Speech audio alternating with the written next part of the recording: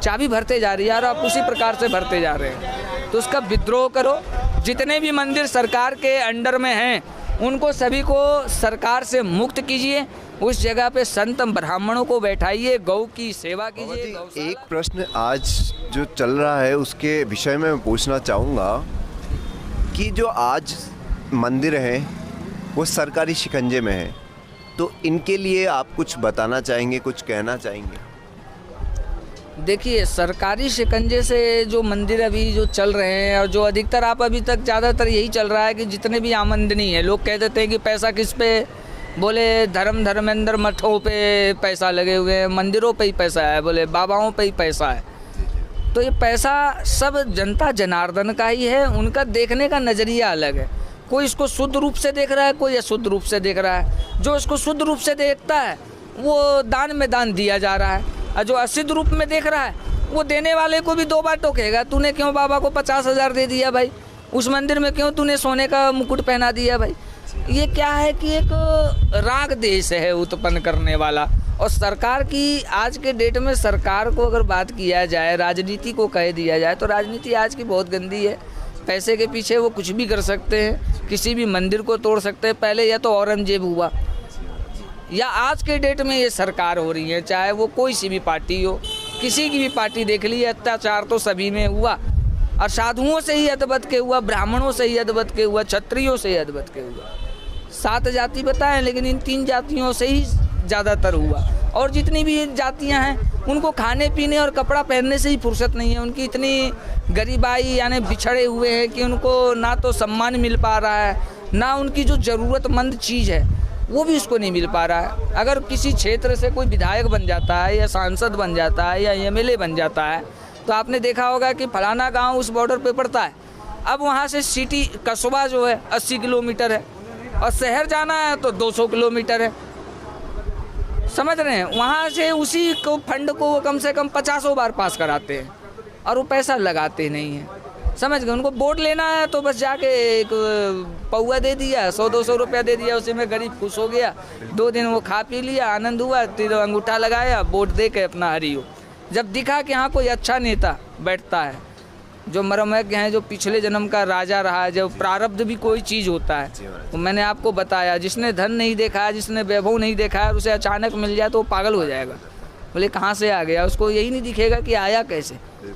जिसको कह दिया जाएगा कि उल्लू में बैठ के आ गई लक्ष्मी एकदम एक साथ, और जो कच्छप में बैठ के आ रही है तो उसको मालूम है कि हम बूंद बूंद से सीढ़ी से ऊपर चढ़े हैं। तो 2 रुपया भी खर्च करेगा तो सोचेगा 2 बार कि मैं जहाँ खर्च कर रहा हूँ वो जगह सही है कि गलत।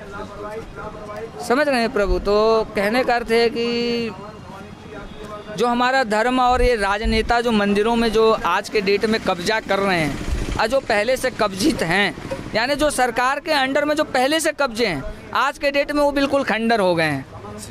जनता, भक्त, सेवक, ब्राह्मण, उनके नज़रों से वो मंदिर विपरीत हो चुका है, क्योंकि उसमें नियम इतने ढकोचलेबाजी बना दिए हैं कि आपको आधार देना पड़ेगा, पास देना पड़ेगा। पहले आप महाकाल जाइए, काशी विश्वनाथ जाइए, वैष्णो देवी जाइए, है ना, कहीं भी कुछ भी चेक इन नहीं है। लेकिन क्या है कि एक उसका आडंबर बना रखा है कि आपको पास लेना पड़ेगा, आधार कार्ड देना पड़ेगा, 10 जगह आपका वो चेक इन होगा। अब पहले जो चेक इन थे बस इतना थे कि हाँ भाई क्या लाया, दिखा दे खोल के अपने आप, तू भक्त है भगवान का, यहाँ तो पाप करने से रहा, दिखा देते थे, विश्वास था, चले जाओ भाई साहब। लेकिन अब वो चीज़ नहीं है, इतना पाबंदी कर दी जा रही है, जिसमें ज़्यादा आमदनी है उस मंदिर को ज़्यादातर हाईलाइट कर दिया जा रहा है कि जनता ज़्यादा से ज़्यादा पहुँचे, वहाँ ज़्यादा से ज़्यादा धन दे। यानी 10 रुपया आ रहा है तो 10 रुपया जनता के लिए 10 रुपया भाव से दे रही है कि हम जैसे 4 आएंगे जाएंगे, 10 महात्मा आएंगे जाएंगे तो उनको दान पुण्य, दान दक्षिणा, ये खाना पीना, इस चीज़ का प्रबंध होगा।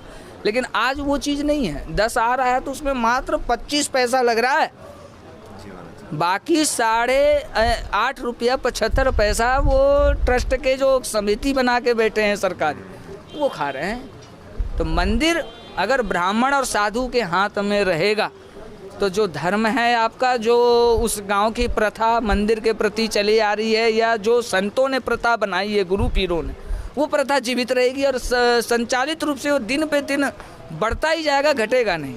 तो आज के डेट में जो ये बड़े बड़े जो मठ देख रहे हैं आप, बड़े बड़े जो ट्रस्ट चैरिटेबल के रूप में जो परिवर्तन हो गए हैं, वहाँ आज के डेट में आप यही देखने को मिलेगा आपको कि जो मर्यादा है वो मर्यादा ख़त्म होती जा रही है। उनका वो एक बिजनेस बन चुका है। भगवान और धर्म को जो है वो एक बिजनेस के रूप में बरत रहे हैं। तो कहने का अर्थ ये, जिसने धन नहीं देखा है उसके साथ एक साथ ज़्यादा आ जाए तो वो पाप और पुण्य में फ़र्क नहीं जानता है। और जिसके पास धीरे से बूंद बूंद से जो वो करोड़पति बना है, 1 रुपया से करोड़पति बना है, वो धर्म को जानेगा। और अगर सरकार के अंडर में इसी प्रकार से सरकार की मनमानी चलती रही और संत ब्राह्मण क्षत्रिय उनकी मनमानी को सहते रहे तो एक दिन ऐसा ज़रूर आएगा कि पहले तो अंग्रेज़ों ने सब मुग़ल ने शासन किया, उसके बाद अंग्रेज़ों ने शासन किया, अब ऐसा समय आएगा कि सरकार शासन करेगी और आपके अंदर हर प्रकार का GST, इनकम टैक्स, फलाना ये वो सब कुछ आपके ऊपर होगा। पहले एक आदमी के पास में हज़ारों एकड़ किला, हज़ारों एकड़ ज़मीन होते थे। आज जो है अगर 50 बीघा भी ज़मीन आप रख रहे हो तो उसका हिसाब देना है सरकार को। कैसे, कहाँ, क्यों, क्या लिमिट बांध दिया है कि एक मनुष्य के अंडर में इतना पैसा होना, इतनी ज़मीन होनी। तो ये क्या है, आपको धीरे धीरे वो नकल यानी कि जो कहते हैं चाबी भरते जा रही है और आप उसी प्रकार से भरते जा रहे हैं। तो उसका विद्रोह करो। जितने भी मंदिर सरकार के अंडर में हैं उनको सभी को सरकार से मुक्त कीजिए। उस जगह पे संत ब्राह्मणों को बैठाइए, गौ की सेवा कीजिए, गौशाला खोलिए और पर्यावरण को बचाइए। आज के डेट में पर्यावरण और गौ ये दुखी है, इनको बचाइए।